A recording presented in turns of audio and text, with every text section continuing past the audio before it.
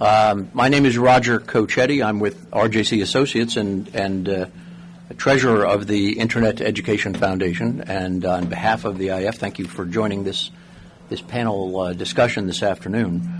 We're going to dispense with a couple of things that are common in panel discussions, one of which is opening remarks by the panelists, another of which is any biographical information about them, so we can get right into the program. As you have seen from the program, our opening comments will be made by Assistant Secretary Larry Strickland, Assistant Secretary of Commerce Larry Strickland, who's here on behalf of the administration speaking on this topic. He has comments. Unfortunately, he has a pressing meeting back at the Commerce Department that he must be back for, so he will not be able to take questions at this time. But I do want to note that his comments will be put up on the web by this afternoon. In fact, may even be up by the time we finish this panel discussion. So without any further delay, let me ask Secretary Strickland to offer his thoughts on the subject.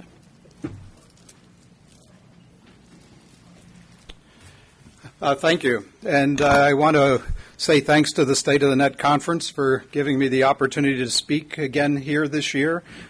Just gauging from the standing room only nature of this room, it's apparent that this conference has grown in great importance in its years of existence as more and more people understand the importance of ensuring that the Internet remains a platform for innovation, free speech, and economic growth.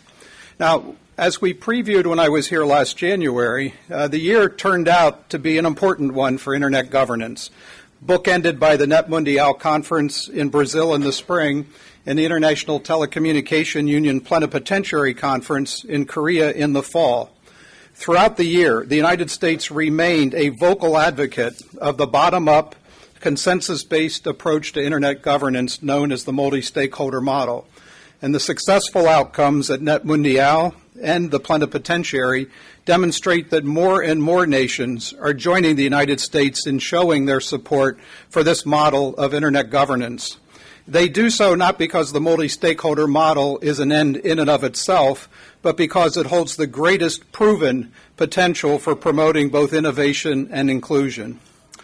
This year promises to be another critical year for Internet governance, centering in part on efforts to complete the privatization of the Internet domain name system currently managed by ICANN. This process began in 1998 when ICANN took over important technical functions related to the domain name system, known as the IANA functions, under a contract with the United States. Last March, NTIA asked ICANN to convene a multi-stakeholder process to develop a proposal to transition the U.S. stewardship role over the IANA functions to the international community.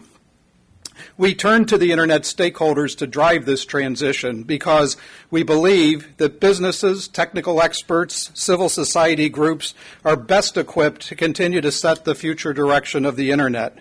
We believe this transition is critical to preserving and enriching this model going forward. And we are pleased that the community responded enthusiastically to our call to develop a transition plan. Stakeholders have organized two major work streams to develop the overall plan. One is focused on the specifics of the IANA functions, and the second is addressing questions of the overall accountability of ICANN to the global community of Internet stakeholders. Both groups are well underway. You will hear firsthand from some of the participants in the panel following my remarks, and they are working according to a schedule that would deliver a transition plan to us in the summer. Today, I would like to answer some of the questions that have arisen in recent weeks about NTIA's role in the transition, and then to pose some questions of our own for stakeholders to consider as they continue their work to develop the plan. We do so in good faith and in appreciation of the hard work of the volunteer community engaged in these discussions. At the outset, let me address the impact of last December's Appropriations Act on the transition planning process. From the day of our announcement last March, some, including members of Congress, have raised questions and concerns about the transition. We welcome their interest, and we acknowledge the validity of many of these concerns. And we think it is important that questions about the transition be addressed and answered. We also believe that a robust, open, and transparent multi-stakeholder process is the best vehicle for ensuring that result. Nothing in the Appropriations Act affects the activities of industry, civil society, and the technical community to develop the transition plan we called for last March. We expect their work to continue and look forward to its conclusion. But the Act does restrict NTIA from using appropriated dollars to relinquish our stewardship during fiscal year 2015 with respect to Internet domain name system functions. We take that obligation seriously, and accordingly, we will not use our appropriated funds to terminate the IANA functions contract with ICANN prior to the contract's current expiration date of September 30th, nor will we use appropriated dollars to amend the cooperative agreement with VeriSign to eliminate NTIA's role in approving changes to the authoritative root zone file prior to September 30th. On these points, there is no ambiguity. The legislative language, however, makes it equally clear that Congress did not expect us to sit on the sidelines this year. The Act imposes regular reporting requirements on NTIA to keep Congress apprised of the transition process. To meet those requirements, NTIA will actively monitor the discussions and activities within the multi-stakeholder community as it develops the transition plan. We will participate in meetings and discussions with ICANN, VeriSign, other governments, and the stakeholder community with respect to the transition. And we will continue to represent the United States at the meetings of ICANN's Governmental Advisory Committee. We will provide informal feedback where appropriate. We are as aware as anyone that we should not do anything that interferes with an open and participatory multi-stakeholder process. We support a process where all ideas are welcome and where participants are able to test fully all transition options. Nonetheless, the community should proceed as if it has only one chance to get this right. Everyone has a responsibility to participate as they deem appropriate. And so if, by asking questions, we can ensure that the community develops a well-thought-out plan that answers all reasonable concerns, we will do so. Now, I've been asked on numerous occasions, what is the United States looking for in a plan? And I've consistently answered that we are looking for a plan that preserves ICANN as a multi-stakeholder organization outside of government control, which the community develops through an open and transparent multi-stakeholder process, and that has the broad support of stakeholders.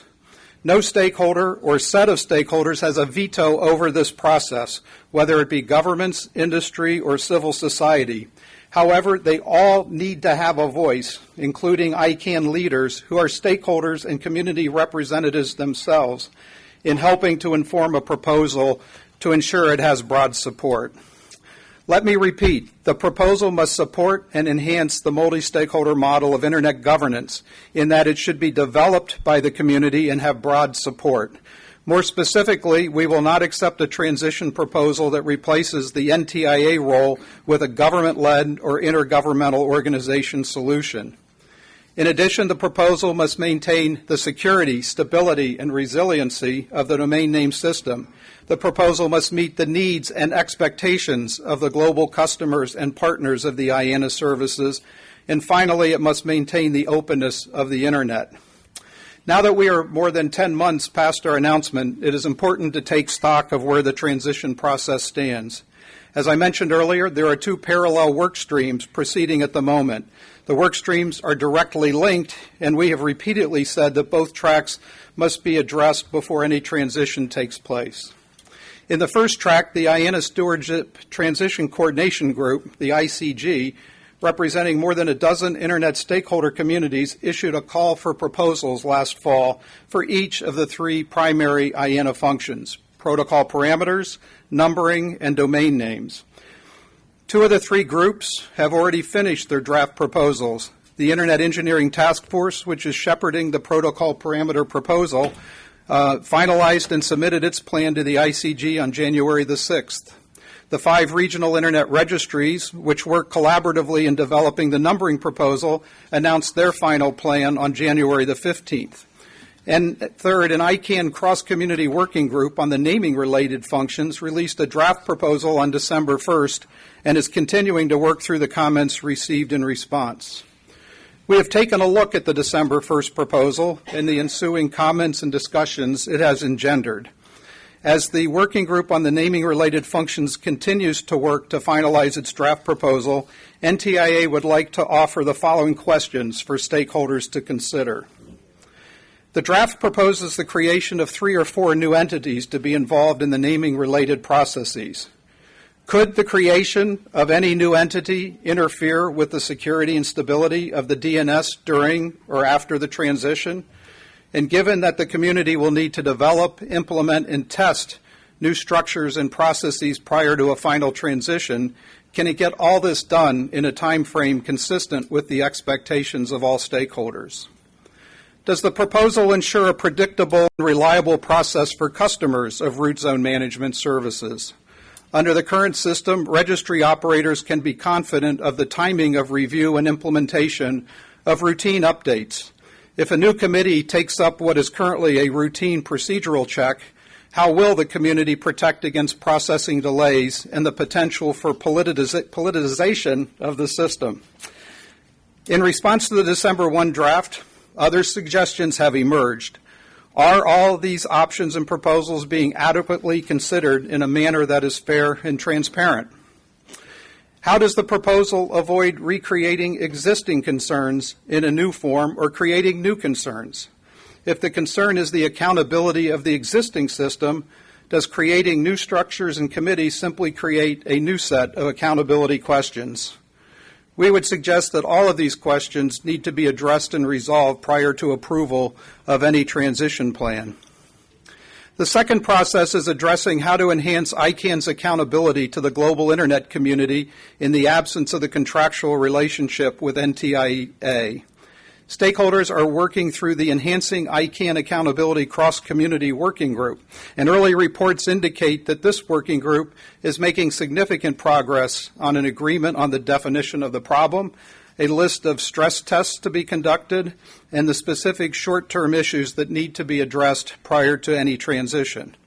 As we have consistently stated, it is critical that this group conduct stress testing of proposed solutions to safeguard against future contingencies, such as attempts to influence or take over ICANN, be it the board, the staff, or any stakeholder group, that are not currently possible given its contract with NTIA. We also encourage this group to address questions such as how to remove or replace board members should stakeholders lose confidence in them, and how to incorporate and improve current accountability tools like the reviews called for in the affirmation of commitments. As both groups continue their work, it is important that the draft proposals are tested and validated. This will give confidence that any process, procedure, or structure proposed actually works, and it will also help facilitate NTIA's review of the final transition proposal. And finally, the plan must be comprehensive and complete. The proposal needs to address all the functions included in the IANA contract, including management of the .int top-level domain. I want to reiterate again that there is no hard and fast deadline for the transition. September 2015 has been a target date because that is when the base period of the contract we have with ICANN expires. But this should not be seen as a deadline. If the community needs more time, we have the ability to extend the contract for up to 4 years. And so it's up to the community to determine a timeline that works best for stakeholders as they develop a proposal that meets NTIA's conditions, but also works for the community. So this is a lot for stakeholders to consider. But I am confident that the community will get this right and will come out stronger at the end of the process. We all have a stake in this transition in ensuring that the Internet remains an open, dynamic platform for economic and social progress. On a final note, as you can see, NTIA has a busy Internet policy agenda, both on the international front and domestically. And to help us deal with the workload, we're looking for a few good men and women. We've just posted openings for several positions in our Office of International Affairs and our Office of Policy Analysis and Development. So if any of you are interested, or if you can, please spread the word. We're looking for some bright, energetic folks who are equal to jump on board and tackle these cutting-edge Internet policy issues. So with that public service announcement, we can get on to the panel, and I want to thank you for listening. Thank you. Join me in thanking Secretary Strickland for your comments. As I said earlier, I'm sorry to report that Secretary Strickland can't remain for questions, but we will have a panel discussion and questions from the participants in a few minutes. We have had another change in the program from what was published. Originally, Jeff Farah from the Senate Commerce Committee had been scheduled to participate. He had, unfortunately, a family matter that took him away from the panel discussion today. David Rettel, the chief counsel of the House Commerce Committee, has been good enough to join us literally at the last minute, and he also, unfortunately, doesn't have time to stay for the full panel discussion, but he's agreed to stay for a few minutes and offer his observations on this topic. And David, would you prefer to speak from the podium or from your chair, whichever you? I'm more of a stander. Then so, please let me get the.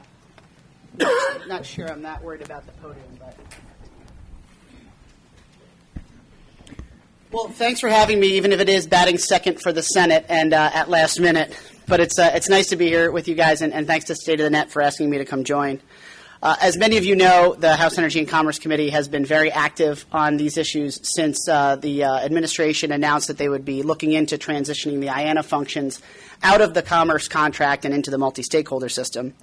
And I think it goes without saying, based on the hearings we've had and the engagement we've had, that my members have some concerns. We held a hearing last Congress, and Assistant Secretary Strickling was good enough to join us and share his views on this issue. And having sat here and caught at least the last part of his remarks, I'm happy to hear that a number of the things that were raised at my boss's hearing seem to have been incorporated into the multi-stakeholder discussions. Stress tests, what it would mean to move this system outside of the U.S. government, and certainly the impact that it would have if this were not part of the U.S. legal system are just a few of the questions that were raised at our hearing, and we're glad to hear that they're being addressed. Additionally, last Congress, Mr. Shimkus and others offered the .com Act, which our members thought was a responsible path forward to taking a look within the U.S. government at how this transition would occur. Essentially what that bill said was that once a proposal had been received by Commerce, we would take a one-year period and pause and ask the GAO to take a look at what the real-world impacts of adopting that proposal would be. While .com didn't make it into law last Congress, we are happy to see that at least between now and the end of fiscal 15, because of the funds limitation that was in the appropriations package at the end of last year, that we'll be looking at least at between now and the end of September, a period where we can take a look at what's coming out of that multi-stakeholder system and assess its impact. I would expect, based on Mr. Shimkus' comments, that the .com Act will be reintroduced again, although its path forward at this point we haven't had a discussion of. Additionally, the GAO report that we were looking at has already at least begun to look at issues that it can address without having a proposal in front of it. My boss has asked GAO to take a look at what the real-world impact of that is in the absence of a proposal to make a transition, and their work is well underway. We're looking forward to GAO issuing that report and it becoming part of the discussion as everyone looks at what will happen as we move the IANA functions out of Commerce and into a multi-stakeholder system. As far as next steps, the .com Act, as I said, is likely to be introduced, and we'll be taking a look at that.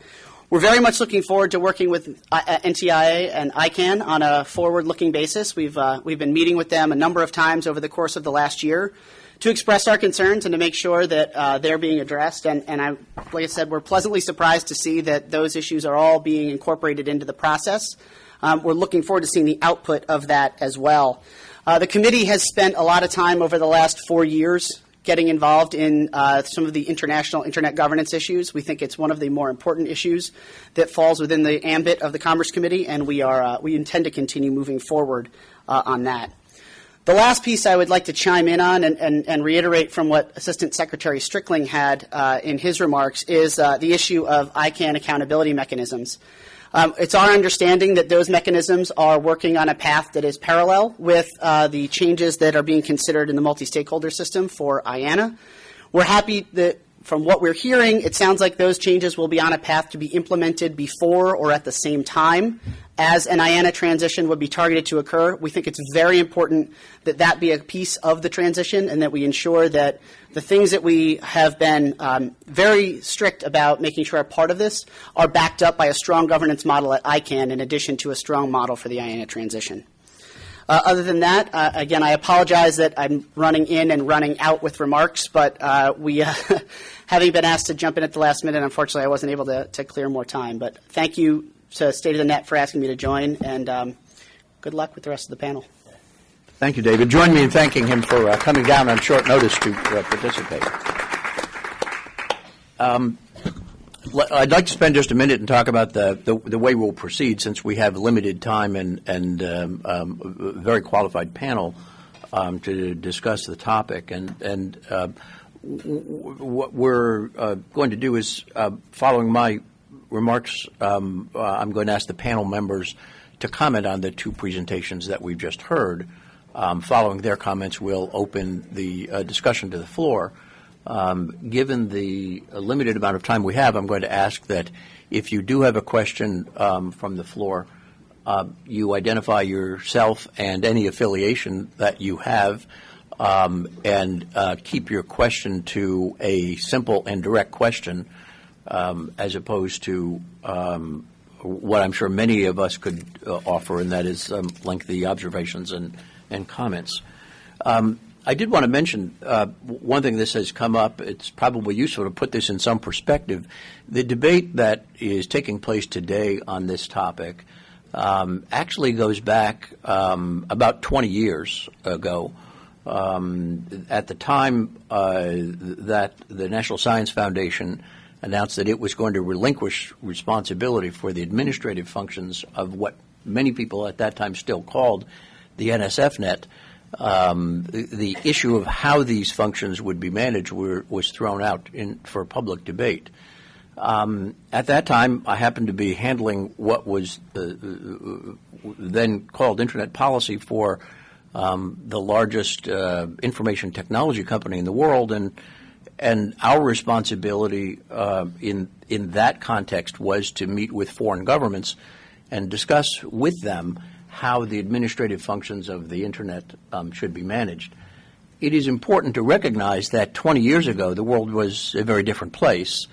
The big Internet companies of the day were Netcom, Netscape, UUNet, and many other companies that are only a memory today.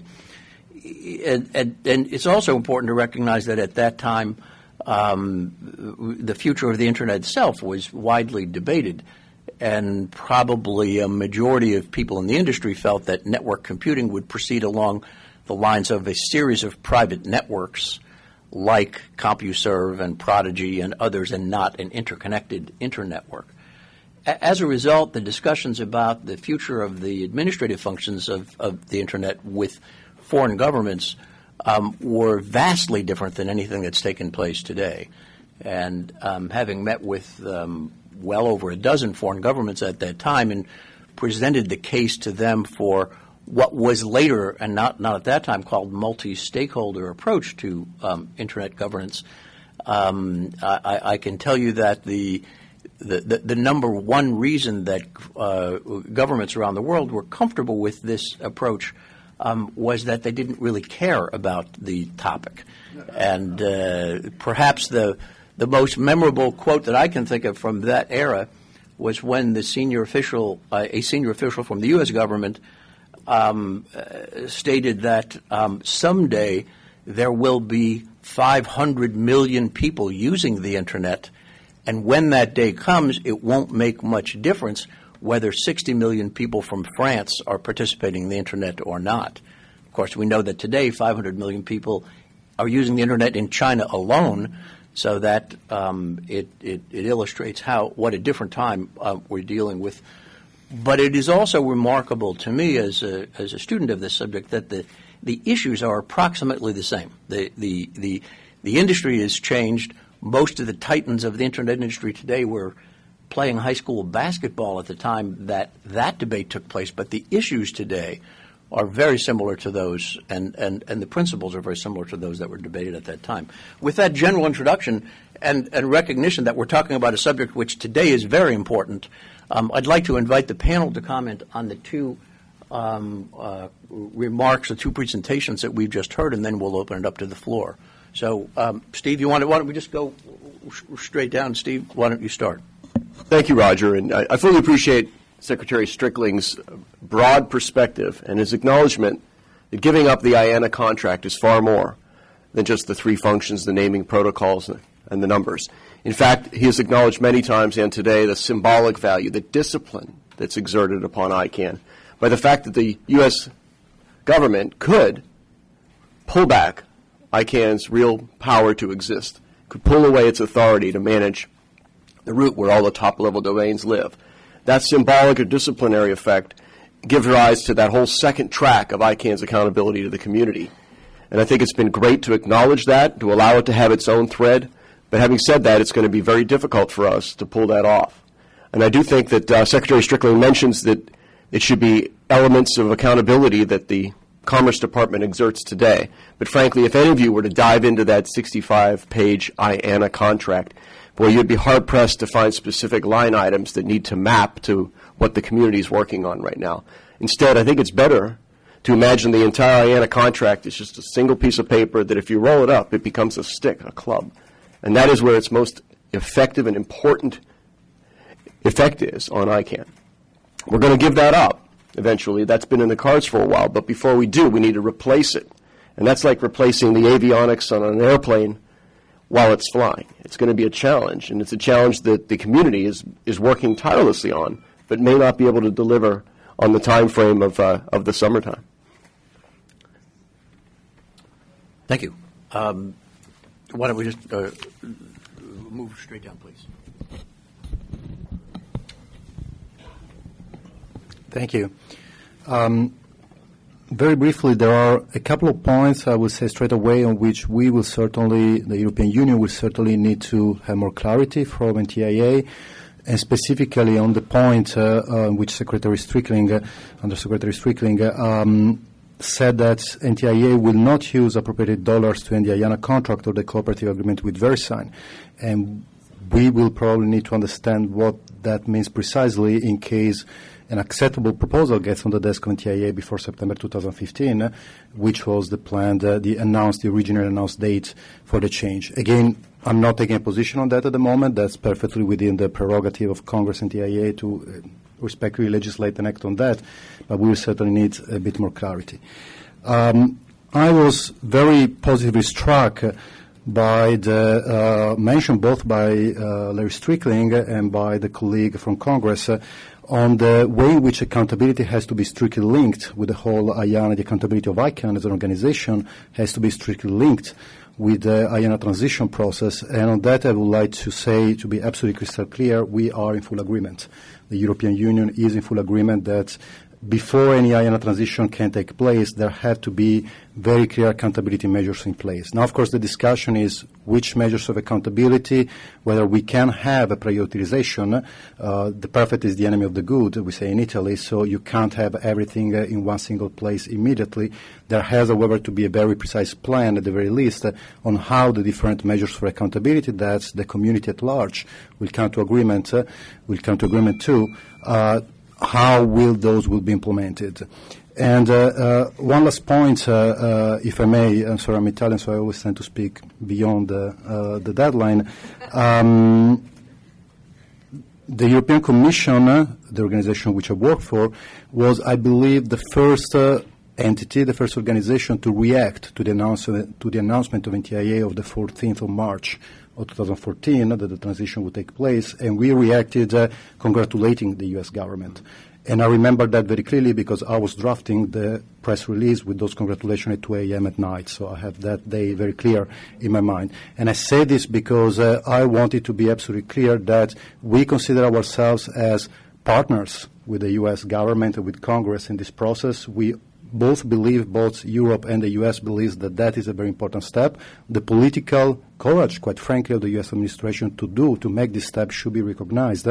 We might have some disagreements here and there, and as the panel progresses, maybe we can unpack some of those disagreements. But at the end of the day, our belief is that we are broadly in agreement on what the next step should be, and especially on the fact, and allow me to reiterate this, there should be no transition unless precise and trustable, accountable measures are in place. Thank you. Milton. By the way, again, I have not introduced the panel because, for sake of time, we're just going to go right through it. Yes, this is Milton Mueller at Syracuse University and the Internet Governance Project. Let me first make a few comments about the overall significance of this transition. It may seem very technical and obscure, and it's not really quite what Larry said it was about. It's not just about bottom-up multi-stakeholder governance versus governmental governance. It's about transnational, globalized governance by non-sovereign entities, non-state sovereigns, in a fully globalized governance regime, which is completely new, which is based on the sovereignty of Internet users and suppliers rather than the sovereignty of traditional national governance. So it's a very significant transition. Now, let me just comment about one of the fundamental things you have to understand about this transition, and that is you need to carefully distinguish between ICANN as a policymaker for the DNS and ICANN and the IANA functions as the implementer of those policies. The accountability for ICANN as a policymaker is very different from accountability of the performance of the IANA functions, and we need to make sure those two things are carefully separated in these new mechanisms. In that regard, let me respond to what Steve said. We are not giving up the stick, or at least we don't need to. We should retain contracting for the IANA functions, as they already do for the IETF, for the protocols functions, and the numbers people do for the IP addresses. Both of those entities can say to ICANN, we no longer want you to perform these functions, we're going to find somebody else.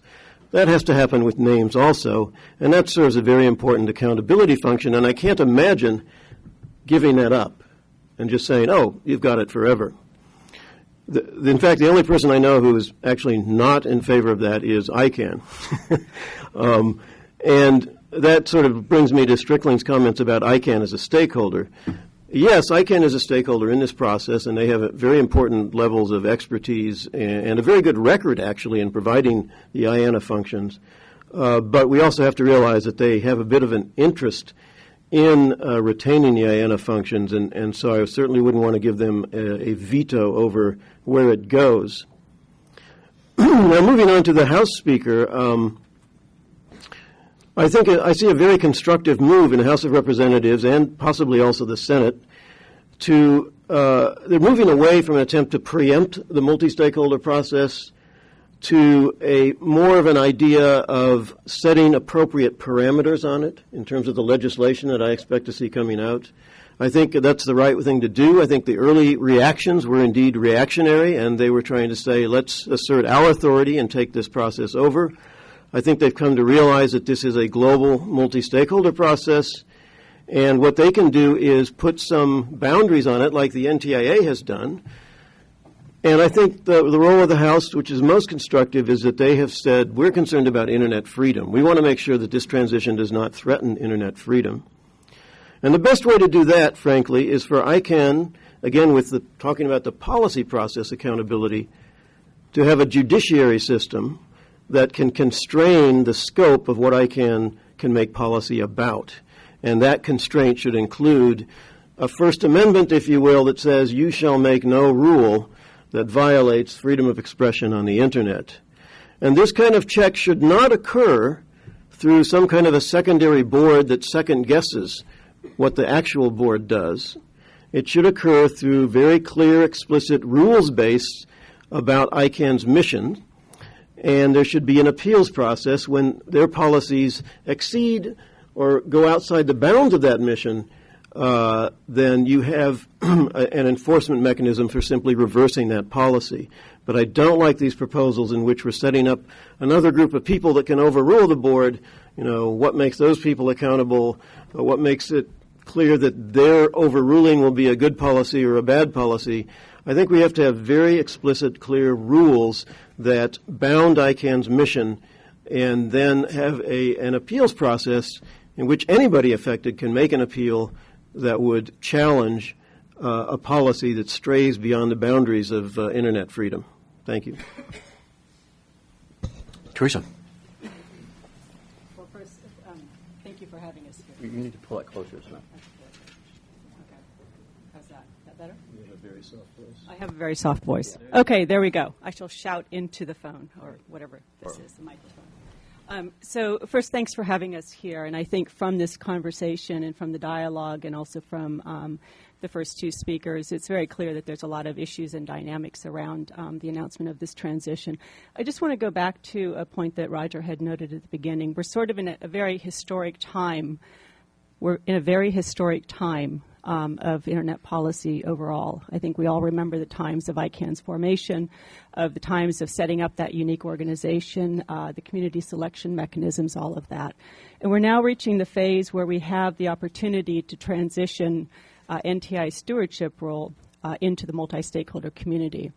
And I just wanted to observe and recognize really the community work around all of this. The community has made a tremendous effort over time and since the announcement. Working over the holiday period, no breaks, nothing whatsoever. Many of our panelists here, and I think that's an important sign of trying to achieve consensus and trying to reach the right kinds of direction that we want to take this. And so I think these conversations here are an important part of that, and we should look at where we want to go ahead. So I'll leave it with that. Thanks. Thank you. I'm now going to open the floor for questions to the panel, and I do have a few questions myself, so if there are none ready on the floor, I will ask the panel to comment on a few other things. But if anyone has a question, please raise your hand, and as I said, give us your name and affiliation. So please, right back here. Hi, Carrie Jeff with the Center for Copyright Integrity. I was looking at an early testimony given to Congress on this issue of the ICANN transition, and it said clearly that trademark preservation is important. Trademarks have been decimated by the domain culture, the domain industry that ICANN is proliferating, more so now as you're breaking it down geographically and other. I don't know where to continue the question other than to make a statement and have you respond to it. That testimony was not held to trademarks, and investments into trademarks by content creators have been decimated. It wasn't a question, but there was a question. Does anyone on the panel have a comment on the impact of the current system on trademarks? Yeah, Carrie. One of the policy areas that ICANN does exert is to help to protect consumers from fraud, from cyber squatting, and that ends up often using trademark as a recognized international law mechanism to go after somebody who's hosting a redcrossrescue.org when in fact they're not the Red Cross at all, stopping people from being defrauded. And ICANN has been a responsible actor in that area. That shows up whenever we launch new top-level domains. It shows up in new policies for who is accuracy and cyber squatting. So I believe that ICANN has internalized that as an important aspect, and everyone at this table works hard to make that happen. No. I'm sorry. We have another comment up here, so let's at least let Actually, Milton. he said what I was going to say. You said okay.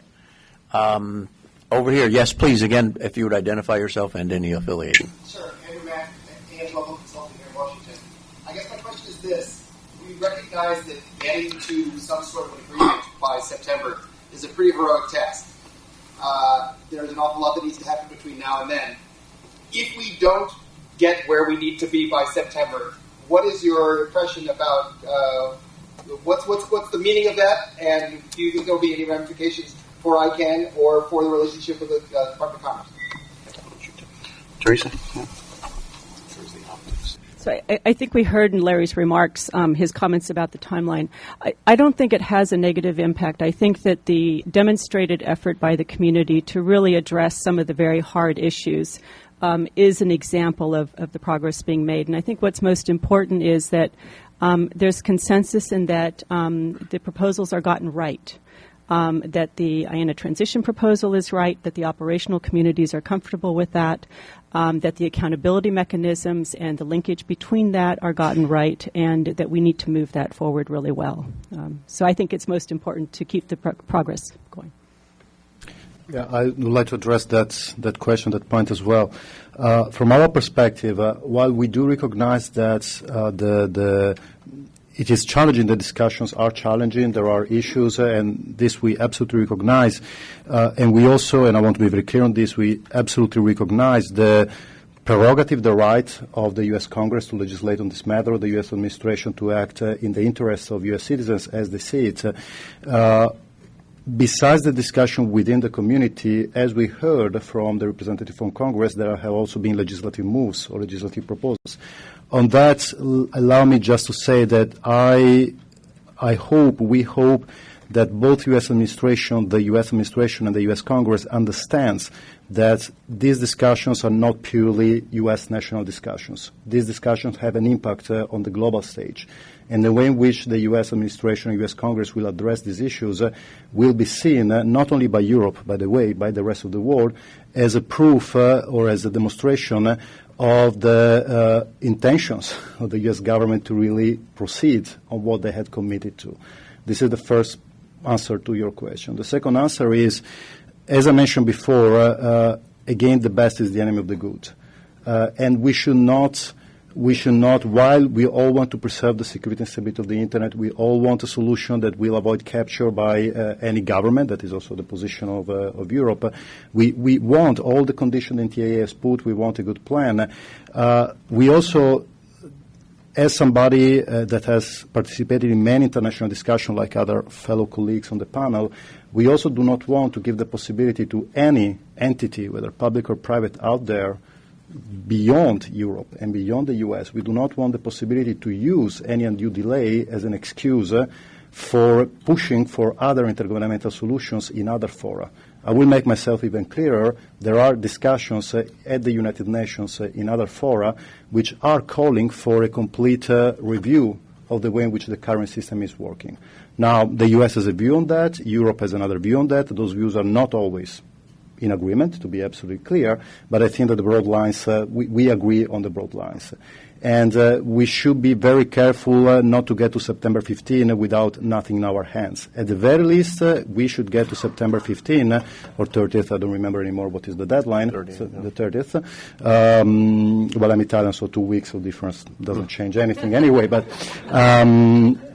that's more or less the delay we get in meetings in any case. But we should get to the deadline with as much change as possible and with a very, very clear timeline on how to implement the subsequent changes that will be necessary. We cannot get to September 30th saying, well, guys, we have joked and we have nothing to show to the rest of the world. That would be extremely problematic to handle. The principles surrounding, thanks for the question, Andrew, the principles surrounding the design of this transition are embedded in three simple words: bottom-up, multi-stakeholder consensus process. And for any of you who have practiced that for any amount of time in the ICANN space, you'll know that that makes the making of sausage or the making of laws look trivial and easy. The multi-stakeholder process is incredibly messy, particularly with hundreds of people participating with different cultures, different backgrounds, different perspectives, in a way that we have to try to bring everyone to consensus. The reality is that process, as hard as we are working, that process may not achieve concrete outcomes that address the stress tests in time. And if that were the case, I'd want Andrea and his colleagues outside of the process to really recognize the fact that it isn't any foot dragging, it isn't any trying to put the toothpaste back in the tube and shut down the transition, but an acknowledgement of the reality that this is heavy lifting. And in the committee that Andrea spoke of, the congressional moves, I think initially you saw some moves to have legislation to stop the process or pause the process. But that pivoted in a very constructive way. It pivoted, thanks to Chairman Walden's perspective, to say that, okay, let's look at things like stress tests. Stress tests are not roadblocks. They're more like guardrails that we can use to assess what mechanisms we've come up with and understand whether they'll prevent problems that are not just relevant to the U.S., Andrea. The problems that the stress tests check against, and I hope that we have time to discuss them, Roger, those are problems that would be felt by and are concerns of every stakeholder across the world. Milton has a comment, and then Andrea wanted to respond. Yeah, I just wanted to support what Andrea said about, putting pressure on us to do this quickly as possible is very important. It's not about rushing through things that are complicated, but It's about not allowing people to start playing games. And the longer this drags out, the more opportunity there is for political games to be played by numerous parties, not just governments, not just the ITU, but the stakeholders themselves can start renegotiating deals and doing things. So it's very good that there's pressure on us to get this done as quickly as possible. Thank you for giving me the time to react to that. And I just want to be clear on this point because, Steve, I'm sure you don't believe that I believe that, but I just want to be clear on the fact that I do not believe that there is, at this point in time, there is an intention among the various volunteers who are donating their time, and it's a lot of time, a Christmas break and all of that, to play any games. That is not my perception. However, in politics, and that is in national politics and international politics, perception is 99% of what's happening. And there is a risk that, sorry to reiterate, there is a risk if we arrive to the 30th of September, whatever is the deadline, without concrete ideas at the very least, the perception will be that there has been foot dragging. Whether that is the reality or not, but that will be the perception. That will be the argument that will be used in other fora. That is why I appreciate that, and just like I appreciate Steve's work, I appreciate Milton's work, and all the volunteers' work. I used to work in this environment until not so long ago. Then I decided I wanted to have a life, and I moved to something else. But while we really appreciate them. By the way, there are colleagues from the European Commission who are also attending these meetings and are also sacrificing their Christmas breaks to make sure that this works. This is a collective effort. I'm happy that Milton recognizes the fact that if and when there is pressure from entities such as the European Commission, the European Union, and others, it's not because we accuse anyone of bad faith, but it is because we know by experience in our own area of work that sometimes external pressure can help to unlock deadlocks that can happen in this discussion. Let me say it another way. If there was no external pressure, if we were saying, look, 30th of September, fine, December, fine, February 2016, fine, would people work that hard to get to a solution? I don't believe so, because probably they would prefer to spend their time with their families during the Christmas break. Now, that means that I and my colleagues are guilty for your missed Christmas breaks, and I'm sorry for that, but it's something that we need to do. I think it was Milton who said this is, or Milton or Theresa, I don't remember, this is a historic moment, and we are not going to have this particular conjunction of things that are happening that are allowing us to move in a direction which in the end I think Europe and the US agree on, which is to avoid to change a bilateral relationship between ICANN or the IANA contract performer and the US government, which even though in practice has never created any problem, it has endlessly been used as an argument by other countries in ways using the argument that the US controls the Internet. We know that that is not true, but that argument has been used, and if we fix that, then we can move on to discuss about, frankly, more pressing issues that we need to discuss, avoiding these sort of silly arguments that take up so much time in any international discussion on internet governance issues. Thank you. Let me pose a question to the panelists that was a very important issue 15 or 20 years ago when this field was first opened up and has not been much addressed this time around, and that is the location of the multi-stakeholder organization that administers the administrative functions of the Internet. Obviously, a nonprofit organization constituted under the laws of the state of California is subject to the laws of the state of California and subject to the laws of the United States. As one government official from another country told me, the lowest level justice of the peace in California can overrule the Supreme Court of my country. How can I support that? The issue of location of the multi-stakeholder organization does have an enormous impact because it is the organization ICANN is subject to the laws of the jurisdictions in which it's located. Let me pose the question to the panel. Has this topic been actively discussed? Do you have views on this topic, and how do you think the United States government should approach this as it proceeds? Milton? Yes, speaking as somebody very active in the cross-community working group on the names proposal, We have discussed jurisdiction several times, and there was analysis of the public comments on the Frankfurt proposal, which also showed some concern about jurisdiction coming from certain governments around the world, as well as some CCTLDs. The interesting thing is that with respect, again, distinguishing between ICANN, the policymaker, and IANA, ICANN, the policymaker, I don't detect any serious support and a great deal of opposition to changing the jurisdiction. I just don't see that any proposal to move ICANN's jurisdiction is ever going to come out of the accountability working group. Indeed, the people most concerned about accountability don't want them to be jurisdiction shopping, if you will. And also the registries and registrars have contracts that are grounded already in U.S. law. Those are the basis of their entire business. So they are going to be very conservative about jurisdiction. With the contracting entity that would let out the IANA functions, we have some more degrees of freedom with respect to jurisdiction. But again, we've done some polling of members of this working group, and we don't find a groundswell of opposition to that being in the U.S. We don't find any particular coalescence around that being in Switzerland or anywhere else. We have a legal study going in which we're going to, once we've identified better the characteristics of this entity, is there an ideal jurisdiction for it? But so far the work on jurisdiction has been very rational and not that disruptive. So, some of the concerns of governments expressing legal jurisdiction is a red herring. Keep in mind that any government anywhere on the planet has full control of the conduct and content that takes place within its borders. And none of that has anything to do with where ICANN happens to be located. Countries can cut off content that comes over the Internet if they think it's offensive to their own sensibilities and laws.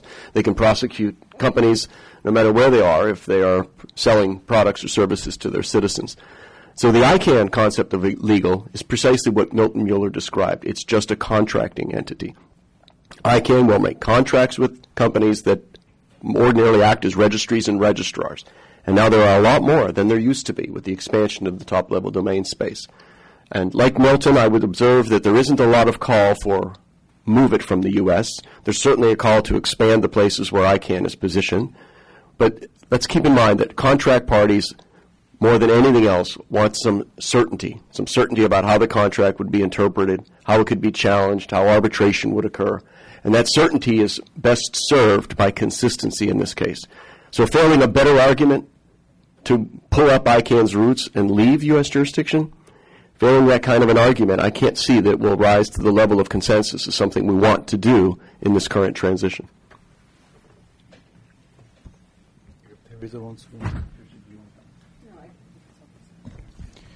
I would say straight away that within Europe, well, of course, there have been discussion on the issue of the jurisdiction of ICANN, and these are not happening now. They have been taking place for a very long time. There are some member states, I wouldn't say the majority of member states, but there are some member states who have hotly debated and in some cases taken the official position that the jurisdiction of ICANN, the location of ICANN should be changed from the U.S. That, for the time being, is not a European position. It's not the position of the European Union. But again, I want to stress the issue is being debated. And the reason why it is being debated, I think that when people use the term jurisdiction, they exclude the people on the panel, which of course are perfectly aware of what I'm talking about. But when I go outside of this environment and I start to talk about jurisdiction, people get easily, it can happen very easily that they don't understand the complexities that lie behind such a simple word. Because you have a jurisdiction depending on the particular location where ICANN is. There is a jurisdiction which depends on the different contracts, as Milton has mentioned, as Steve has mentioned, that ICANN enters into. And these are contracts with registries, contracts with registrars. You do not have contracts with country code top-level domains, except in some cases. A big CCTLD in Europe always used to say that they may be in agreement with ICANN, but they do not have an agreement with ICANN. Within contracts, you can easily have a contract with a U.S.-based entity or any entity, and the contract specifies that conflicts within that contract, conflicts arising from the contract, will be solved according to not necessarily U.S. law, but according to another country's law. That happens all the time in international private or public contracts. I'm saying this because at the end of the day, our view as the European Commission is that while this is an issue that should not be taken off the table, because that would be myopic, frankly. That issue exists, and it has to be addressed rationally as possible. But we do not see, at least for the time being, we do not see it as the primary concern within the discussion about the IANA transition and the accountability, the ICANN accountability discussions. In fact, we think that too much discussion about jurisdiction, which I understand is not currently the case within the various working groups that are working on the IANA transition accountability, but too much discussion on that could detract from the fact that what we need with more priority is a real, effective, cost-effective, and efficient redress mechanism, which at the moment does not exist within the ICANN system. And I say that, to be very clear, we at the European Commission, we suffer quite a lot because of that. We were in disagreement, sometimes in deep disagreement with certain decisions by ICANN, and we saw firsthand how many hoops you have to go through in order to actually even make your concerns addressed properly by ICANN, or probably according to our point of view. But one last point I would like to make, and this is as a person born in Italy, living in Brussels, a European, and having been living in the U.S. now for 7 or 8 months, and I love it completely. It's a great country, great people. The weather is so and so, but okay, it's. I guess that had to be expected. It's better today than the weather forecast had said.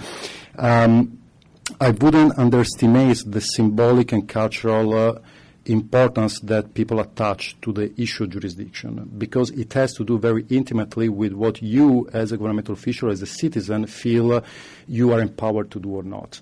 Now, when I don't know which country, which government official said what he said about a lower grade court in California being able to overturn the Supreme Court of his country. I can imagine which country it was, but I don't know precisely. But, that is a very powerful statement. And we shouldn't ignore that, because the issue does exist. We grow up thinking that we are based in a particular territory with particular courts, and our Supreme Court or the equivalent is the highest possible level of judicial oversight that we have. And when you do have a private sector company based in California, U.S., that can ignore that decision, even though from a legal point of view that might make perfect sense, and even from a practical point of view that might even be better, but that tends to hit some very deep-rooted concerns of people. And again, these concerns should not be swept away. They should not simply be ignored, saying, well, you're just stupid, you don't get the Internet, you don't get how the Internet works. That is not a sustainable approach to the issue. But again, if you allow me, let me reiterate this point, because there have been some misunderstandings. If and when the issue of jurisdiction comes up, we in Europe, and the European Commission in particular, will address it. We do not necessarily see it at the moment as the most urgent problem to deal with, that we have many other problems to deal with in both strands of discussion. Thank you. Yes, Teresa, please.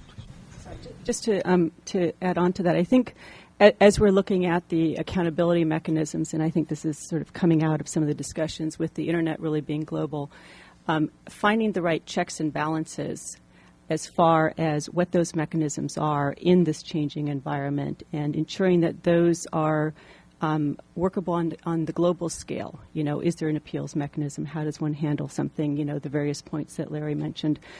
The solutions that we're looking towards are important to have as a global area. I think, as was noted, the jurisdictional factor is not the main topic. The real topic is really looking at how do you have the right accountability mechanisms in place that lend comfort to everybody to enable the transition.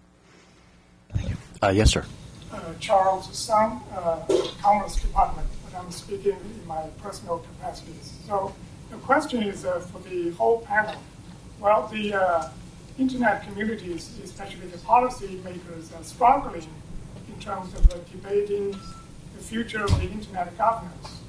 The rest of the Internet, especially from the technical perspective, the innovations and the technology development are marching on. And in order to support the future growth of the Internet, the issue of a global adoption of IPv6 is very critical, especially when we're talking about the Internet of Things. My question for the panel, for each of you, is that what is your organization's current policy and the practice in terms of adopting IPv6? if you can?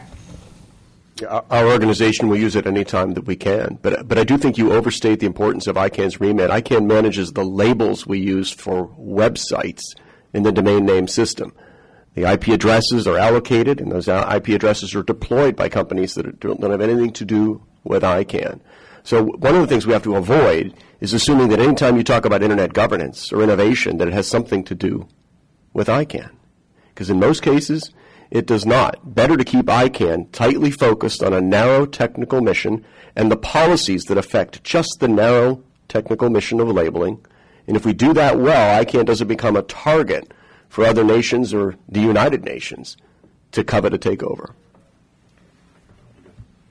Thank you. While I do not disagree with Steve in the sense that we should not, in my opinion, inflate the role of ICANN within the broader Internet governance or Internet policy or Internet technology ecosystem, I will perhaps slightly nuance, if I may, Steve's reaction, in the sense that, first of all, to answer very practically your question, the European Commission does use IPv6, and we do have a number of programs in support of the adoption of IPv6 throughout our member states, and I will be happy to provide you all the details offline after this panel.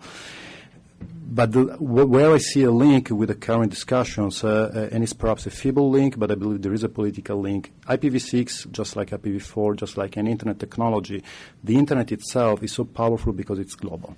If you really come to think about it, the sheer possibility that you would have a global agreement or a global technology developing so fast, if you look at any other technological development, is boggling. It never happened that you could have such a quick and broad spread of any technology in the world. Now, that required, one could argue that happened because most of the time people were simply not paying attention. So technology had the time to spread without anybody really wanting to block it because they didn't even realize that technology was happening. But that changed, and the Internet now works because there is a global agreement that it is in everybody's best interest that the Internet remains a global technology. That global agreement depends on a global political understanding that we do not step on each other's toes too much. That's the reality. And allow me to insist again that part of that not stepping on each other's toes is also that we arrive at the deadline for the change of the IANA, for the transition of the IANA contract with some clear ideas in mind, because if we do not, then I wouldn't exclude the possibility that not Europe, but some other countries might say, well, this was a ruse from the start. There was no intention of working globally together on this important development, so thank you very much, but we're going to do it our own way. And the technology is already there. There are some very large countries out there which are already have the technological ability to basically nationally segment the Internet, and in some cases they are already doing it. So I would see the link from this point of view, and that makes it even more important that we get to the deadline with, if possible, a concrete proposal, if not at all possible, with a very clear timeline of where we move on from there. We are almost at the end of this session, and we have time for one more question. If you can, here in the front row, make it very brief, and I'm going to ask the panel to keep your responses brief. And please make it a question and identify yourself and affiliation. Philip Coro in Virtual Law. Right now, governments with ICANN operate through the Governmental Advisory Committee, the GAC, in just an advisory role. The community has sometimes been frustrated by the way they conduct themselves. Andrea has described some of the frustrations of governments with ICANN. My question is, as we work on this accountability, is there a way within that process we can better integrate the role of governments so they mesh better with the overall ICANN system to enhance accountability and also to help ICANN defend against the many nations that are out there which, unlike the U.S. and the EU, do not support the multi-stakeholder model but would prefer a multilateral model of Internet governance? Yep. Quick responses, please. Excellent question, Phil. And with respect to the broad accountability group, we are trying to give the government the opportunity to have a vote as one of the many stakeholders, number one. Number two, one of the stress tests we designed says that what if the governments change their rule from consensus to voting? That would mean that we had 60 countries at the Singapore meeting. What if 31 of them voted for a crazy idea? Would that suddenly become the government's bottom line position? We think the answer is no. It ought to be a consensus of governments, full consensus, or the governments have to basically say, take a pass on a vote. Milton. Yeah, I love this question. The way to integrate governments into the ICANN process the policy-making process, is to abolish the GAC and tell the governments to go into the working groups that make policy with the other stakeholders. That's what integration means. What we've done is a tremendous mistake, is we put the governments alone by themselves in a room where they develop their idea of what policy should be, and then the stakeholders are over here developing their idea of what policy should be, and then we have a conflict and a battle, which the board mediates.